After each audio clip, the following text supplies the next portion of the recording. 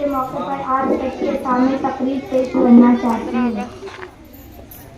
لہو وطن کے شہیدوں کا رنگ لایا ہے، لہو وطن کے شہیدوں کا رنگ لایا ہے، اچھل رہا ہے زمانے میں نام آزادی۔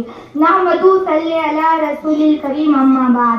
پروگرام میں موجود ہے آج ہی کی تاریخ ہمارا پیارا ملک ہندوستان انگریزوں کی غلامی سے آزاد ہوا۔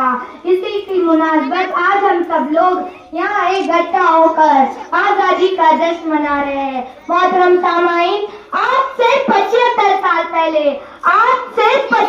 سال پہلے ہمارا یہ ملک ہندوستان 7 سمندر پار سے آئے ہوئے انگریزوں کا غلام تھا۔ ہمارے بڑے بزرگ سب انگریزوں کی غلامی میں زندگی بسر کرتے تھے۔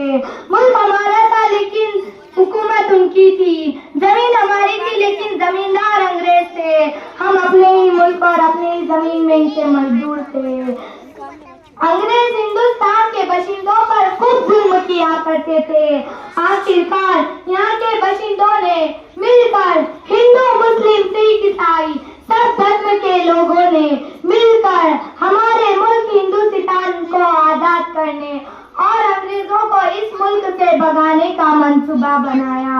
چنانچہ ہندو مسلم سکھ عیسائی سب دھرم کے لوگوں نے مل کر انگریزوں سے کئی بڑی لڑائیاں لڑی، کئی شاملی کی میدان میں تو کئی امرتسر میں تو کئی امرتسر میں۔